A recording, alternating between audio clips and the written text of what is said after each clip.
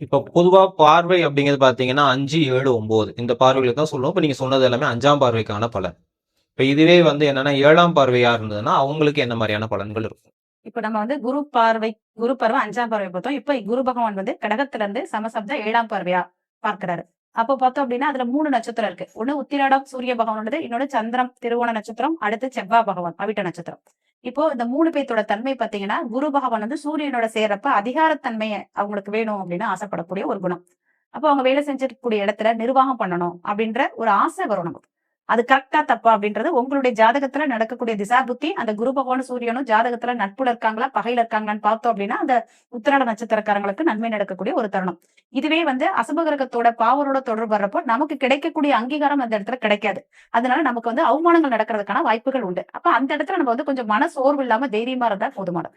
அடுத்து நம்ம பார்க்க போறது பாத்தீங்கன்னா திருவோண நட்சத்திரம். அப்ப குருவும் சந்திரனும் சேர்க்கிறாங்க. இப்ப குரு அப்படின்றது ஆளுமை தன்மை, சந்திரன்றது மனோகாரகன். இப்ப சந்திரன் பாத்தீங்க அப்படின்னா நம்ம இதுக்கு முன்னாடி பதவி சூரியன்றப்போ அவசர அவசரமா எந்த விஷயத்தையும் செய்யறது நிறுத்தி நிதானமா செய்ய முடியாம போறது. அப்ப நமக்கு கிடைக்கக்கூடிய செயல்களை சரிவர செஞ்சு முடிக்காதனாலையும் நமக்கு ஒரு போராட்டம் கிடைக்கக்கூடிய ஒரு தருணம்.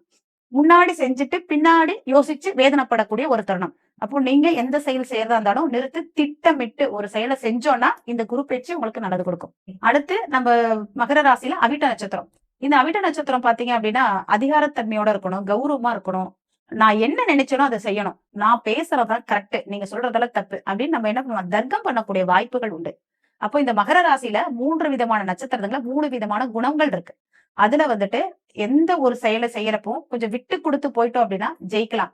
என்னோட தலைமை பண்பா இருக்கட்டும், நிர்வாகமா இருக்கட்டும், இல்ல என்கிட்ட இருக்கக்கூடிய திறமையா இருக்கட்டும், நான் செய்யக்கூடிய பேசுற செயல்களாகட்டும், இது 3மே எனக்கு இருக்கு.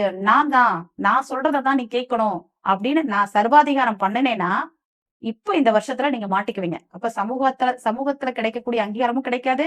தொழில் நிறுவனத்துல நமக்கு தொழில் செய்யக்கூடிய இடத்துல வரக்கூடிய மதிப்பு மரியாதையும் கிடைக்காது. ஏன்னா எனக்கு குரு பார்க்கிறாரு, நான் ஜெயிச்சிருவேன் அப்படின்ற உங்களுக்குள்ள இருக்கக்கூடிய தன்னம்பிக்கை, அதிகாரம், கர்வம் இதெல்லாம் இல்லாம இருந்தாலே இந்த மகர ராசிக்கு வந்து அற்புதமான ஒரு குரு பலன தர்றதுக்கான வாய்ப்புகள் உண்டு. அடுத்து நம்ம பார்க்க போறது பார்த்தோம் அப்படின்னா மீன ராசி. இந்த மீன ராசியை வந்து குரு பகவான் வந்து 9ஆம் பார்வையா பார்க்கிறார். புனர்பூச நட்சத்திரம், விசாக நட்சத்திரம், பூரட்டாதி நட்சத்திரம். இப்போ மீன ராசியில பாத்தீங்கன்னா குரு பகவானுடைய நட்சத்திரம் தன்னோட சொந்த மனையில பூரட்டாதி நட்சத்திரம் குரு பகவானுக்கு அமைஞ்சிருக்கக்கூடிய ஒரே ராசி மீன ராசி தான். இதோட தத்துவம் அப்படின்றது என்னன்னா மோட்சம் தரணும் அப்படின்ற ஒரு விஷயம் இதை பிரதிபலிக்குது. இதுல இந்த பூரட்டாதி நட்சத்திரத்துல உள்ளவங்களுக்கு பணத்து மூலியமா நல்ல சேர்க்கை உங்களுக்கு கிடைக்கிறதுக்கான வாய்ப்புகள் உண்டு. திடீர் அதிர்ஷ்டங்கள் வர்றதுக்கு வாய்ப்புகள் உண்டு. ஏன்னா குரு பகவான் தன்னோட சொந்த மனையில இருக்கிறப்போ அதை இப்ப சமசப்தமா பார்க்கிறப்போ நீண்ட நாட்களாக கிடைக்காத பணம் எல்லாம் வரக்கூடிய வாய்ப்பு உண்டு.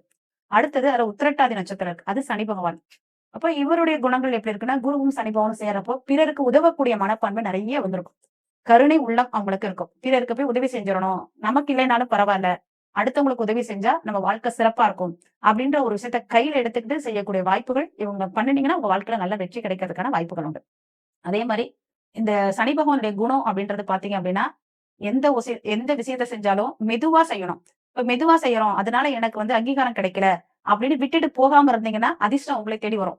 நான் இவ்வளவு வருஷமா உழைச்சிருக்கேன், இந்த கம்பெனில வந்து இத்தனை வருஷமா இருந்திருக்கேன், குறைஞ்சது 5 வருடங்கள், அல்லது வந்து எனக்கு கிடைக்கக்கூடிய ப்ரமோஷன் கிடைக்கல, இப்போ கம்பெனில ஜாயின் பண்ணவங்களுக்கு கிடைச்சிருக்கு அப்படின்னு உங்க மனசு போராட்டத்துல வந்து விழுகும். புரியுதுங்களா? அத கொஞ்சம் மைண்ட்ல வச்சுக்கிட்டு இருந்தீங்கன்னா உங்களுக்கு இப்ப தொழில் மூலியமா நல்ல தருணம். யாருக்குமே கிடைக்காத ஒரு அற்புதமான ஒரு விஷயம். ஏன்னா அடுத்து வந்து உங்களுக்கு ராகு பயிற்சி வரப்போறாரு. அது 11ல இருக்கிறப்போ, இப்ப எவ்வளோ வேதனைப்பட்டோமோ அடுத்து வரக்கூடிய நல்ல மதிப்பு, பேரு, புகழ் இதெல்லாமே டபுள் மடங்கா கிடைக்கிறதுக்கான வாய்ப்புகள் உண்டு.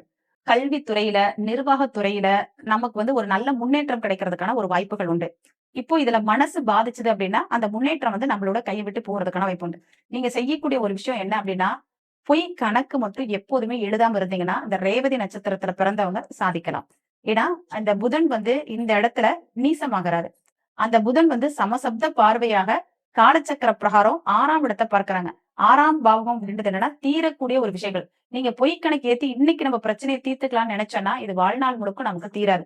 குரு பகவான் பார்த்தா மட்டும் நல்லது நடக்குமான்னு கேட்டா கிடையாது. அப்ப குரு பகவானா இருந்தாலும் சரி, இல்ல மற்ற கிரகங்கள் பார்வையா இருந்தாலும், நம்ம செய்யக்கூடிய நேர்மையான செயல்கள் மூலியமா மட்டும் தான் வெற்றி கிடைக்கிறதுக்கான ஒரு தருணம் உண்டு. அது மீன ராசி அனைவருக்கும் நல்லது நடக்கிறதுக்கான வாய்ப்புகள் உண்டு. எப்போதுமே எல்லா விஷயத்தையுமே சிறப்பா, சீரும் சிறப்புமா செய்யுங்க. உங்க வாழ்க்கையில நல்ல முன்னேற்றங்களை சந்திச்சு வாழ்றதுக்காக வாழ்த்துக்கள். நன்றி.